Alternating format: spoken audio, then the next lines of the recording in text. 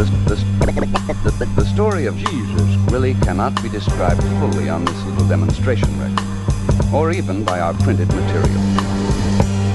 You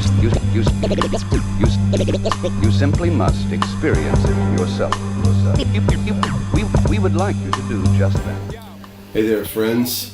This is Richard Moore coming to you from Divergent Theology website. Just wanted to take a few moments out of my day and start a quick theme from my book, Divergent Theology. They serving you lies, we prefer to devise a word to the First theme that I address is, why is Christian orthodoxy important? Orthodoxy is just a word that is derived from the Latin, which means right and honor.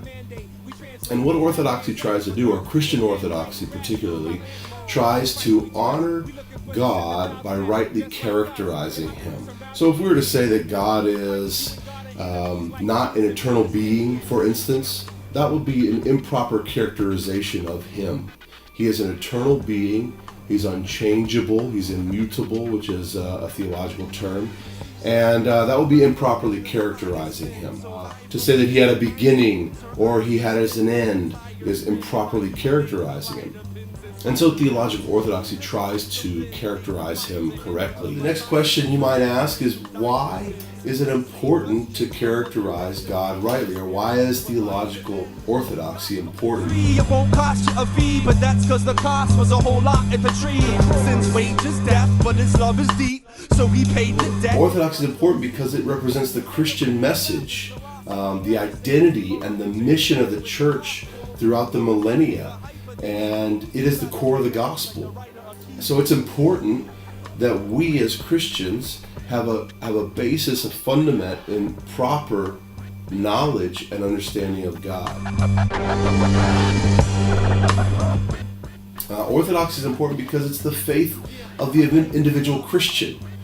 Individual Christians' lives, souls, and spirits hang in the balance. So when we say that Jesus is the only way to God, we're teaching that people have only one way to God, and that there only is one way of salvation, and that if they don't trust in that gospel, that Jesus came to this earth, died on the cross, and was raised again on the third day, then they have no hope in a future.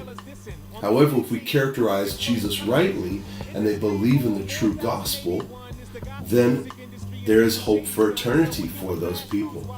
People's souls hang in the balance. So it's important that we have a proper orthodoxy, a proper teaching. Orthodoxy refers to, for its accuracy, refers to the ecumenical creeds of antiquity for clarity. One of our first creeds, Jesus is Lord. As Christians, that was one of the original creeds, and then it moved on to the Apostles' Creed and Nicene creeds and all the following creeds.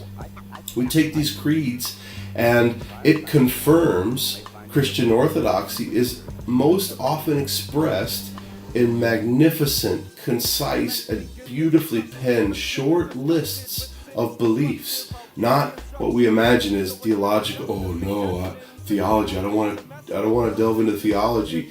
These ecumenical creeds are so beautifully penned, so concise, and so precise that it's very helpful for us to know who Jesus is, to know what the gospel means, to know the triune God. These things are expressed in these creeds, and they're very helpful for us to really get our theological orthodoxy and keep it in check. Because theological orthodoxy is so important and souls hang in the balance, we can approach movements and theological frames of reference and ask if those theological movements, Christian movements, are actually Christian or are actually orthodox. Intelligent when killing sin by the Spirit. With that in mind, you can approach the NAR, the New Apostolic Reformation, and the Prosperity Gospel, and even other Christian movements that claim to be Christian, and ask if they believe in these creeds, if these creeds that confirm Scripture, if they are actually theologically orthodox and fall in line with those creeds. What does orthodoxy have to do with my everyday life in the church, you might ask? Does it matter to me? Does it matter to my church's work as a pastor? Does it matter to me that I'm theologically orthodox? It absolutely matters, because when we come down to it, your work pastor and your work church layperson and your work elder and deacon is a theological work.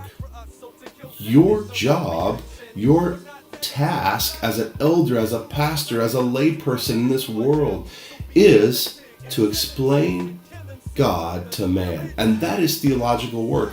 Theology is the study of God. Theos, our God. We study Him. We want to know Him. It is the knowledge of the study of God. And so when we work in our church, our church ministries, that work, whatever that work in the end specifically is, in the end, it is a theological work. Jealousy that shouldn't be found in Christians, just like slang in a spelling bee. Sluggardly laziness that shouldn't be. Pastor, your work is theological. Youth pastor, your work is theological. Elder, your work is theological. It is ministering to people, explaining to people who God is. And as a church planter even, you church planter, your work is theological. You're building a foundation for a theological work. And when you build a DNA into a church that doesn't have an eye toward orthodoxy or theology, it just wants to be reaching people, and then you could be building a foundation that might crumble in the end, that doesn't have Christ as a center point, the gospel and theological orthodoxy as its fundament, as its foundation. Christ is the cornerstone of the church, and that foundation is explaining Him rightly. When you start off a church on a solid theological foundation, with a statement of faith and with orthodoxy in the view, then you won't be tossed around by every wave of doctrine. People's individual faith and corporate faith is at stake. Just like Paul explained to Timothy, he instructed Timothy to have an eye toward his life. Pastor, you should have an eye toward your life. Make sure your life is above reproach and circumspect, and you should have an eye toward your doctrine. Paul explained to Timothy, watch out for your life and watch out for your doctrine. And that's why theological orthodoxy is so important.